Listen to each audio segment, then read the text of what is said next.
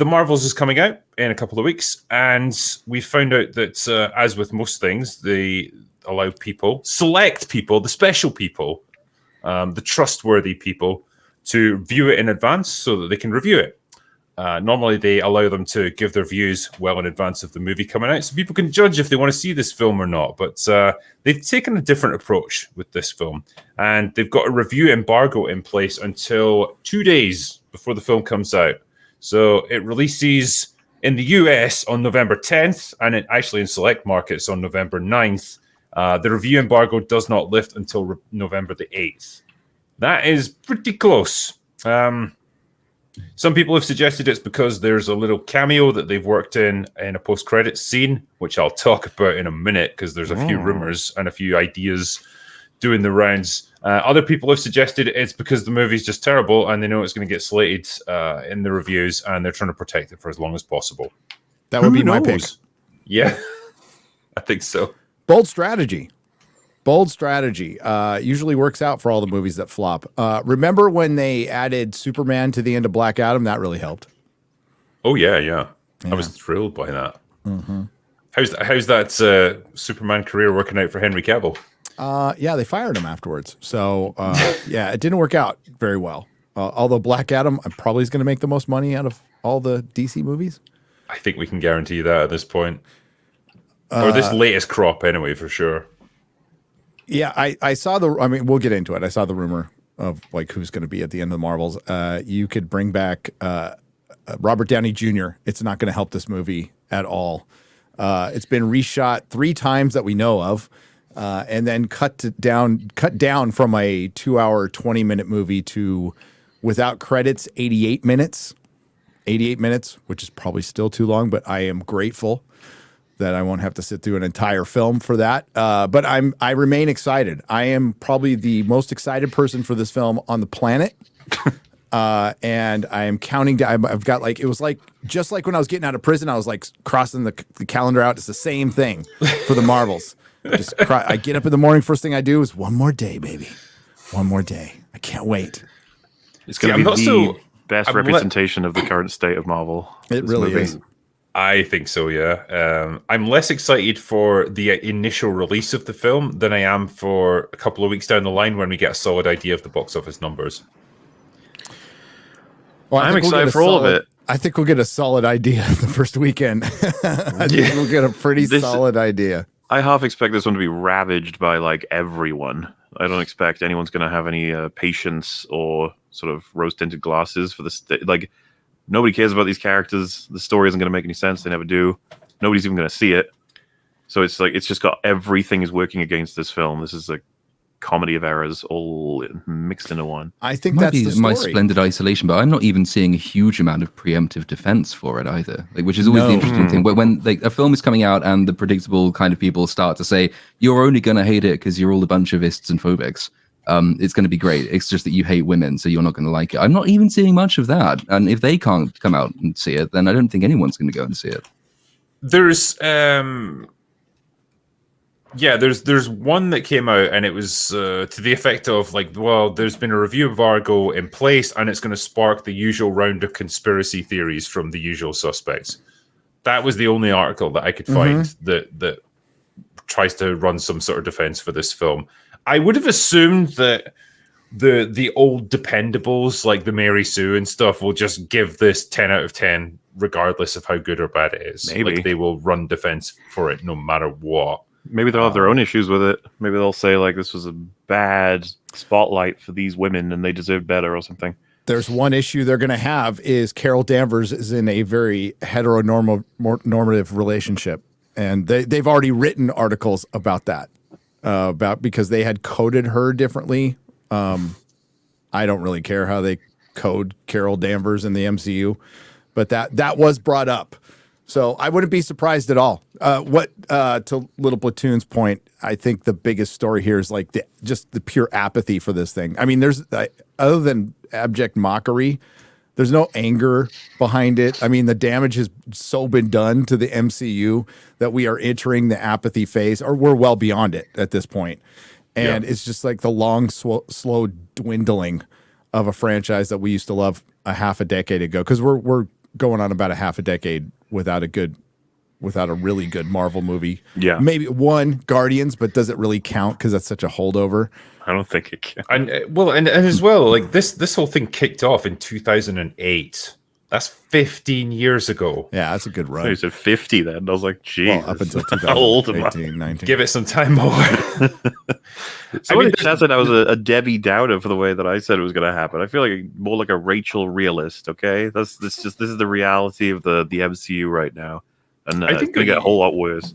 I think you were right in the sense that this is pretty emblematic of where Marvel is right now. A movie about a bunch of characters that no one cares about, doing a thing that no one's interested in, on a plot device that no one understands, fighting an enemy that no one's ever heard of. Yeah, and yet it costs almost $300 million to make. Sounds like a recipe for success. Yeah. With the embargo, it's not as if there can be really any spoilers because no one really knows who two of the main characters are and what their background and history is, and so no one really cares. I see this as in the broad contours of this year as the last kind of effort of a year of grandiose projects, of total disconnect from the audience, of people in the writer's room with their own self-indulgent agendas. And to me, it's like Gary in the back alley in Team America World Police, where he vomits one time and then vomits again and vomits a third. And this, for me, is that third spew in the back, where it's just the end of this horrible year we've had of total grandiosity in Hollywood. And now it's been shrunk down to the size where you could probably watch it 3 times within the space of Killers of the Flower Moon, whatever it's called. Yeah, it's. I think this is going to go down as the year 2023 is going to go down as the year that the superhero movie died, effectively as a really powerful box office force. Yeah, I'm not saying that there's never going to be other superhero movies after this. Clearly there is. I just think that the genre is very much in decline, and it's no longer the thing that people flock to the movies to see. I've said it before. We've had a grand total of 8 different superhero projects released this year, 8 different superhero movies between DC and Marvel. 6 of them are going to flop. The Marvels is going to flop, and I think we can guarantee that Aquaman 2 is going to flop. So a failure rate of 6 out of 8 is horrendous. That is not a sustainable box office metric. No, and they're going to have a lot of time to reflect on this now that they put themselves out of business for 6 months, and we're looking at losing a fall TV schedule, most things getting pushed out to, they say next summer, but in reality 2025. So yeah, whether they learn any lessons from it, I doubt it, but as far as the box office driver, the superhero movie is kind of done, which should scare the hell out of Hollywood, because without that, for the most part, besides some obvious exceptions like Avatar 2 we just talked about, which we had completely forgot about for months, and like Barbenheimer, which will never happen again. That was the box office driver. And what are you going to do now? Especially when you have no content, as opposed to, well, here comes some alternative content. You know, I'm sure they'll start making more action movies because they're fun and they're cheap and they do relatively well, but they're not going to be box office drivers just yet. So we will see. We will see like what repercussions this has. But it's going to be like a desert in all. If the theaters even survive, you're going to see probably one chain go back into Chapter 11 again very soon. By the way, a couple just got out. Taylor Swift will save everyone. She will. We'll just do more Taylor Swift concerts, and the theaters will be saved. Thank God. I love, because I looked at the statistics ages ago, and I can't remember the exact figures. But if you do get rid of Avatar 2 and Marvel films, and you look at the box office in general over the last 10 years, the decline is steep and marked. And like, obviously, that's an easy counterfactual. Well, if you get rid of the biggest performers, then obviously it's going to look worse. But the point of that illustration is they have put all of their eggs in basically 2 baskets. And both of those, well, one of those baskets is now completely full of smashed eggs, and the other one releases once every, decade.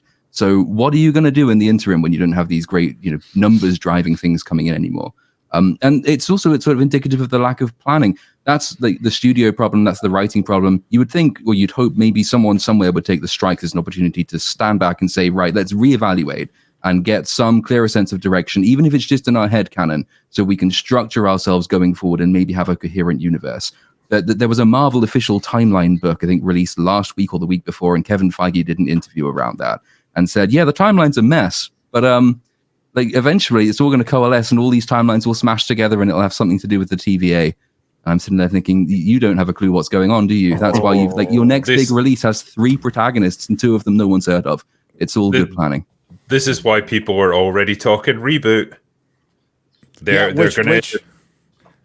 Which in this book, Kevin Feige said 10 years ago would be, I'm paraphrasing, considered a failure, and something he would never do.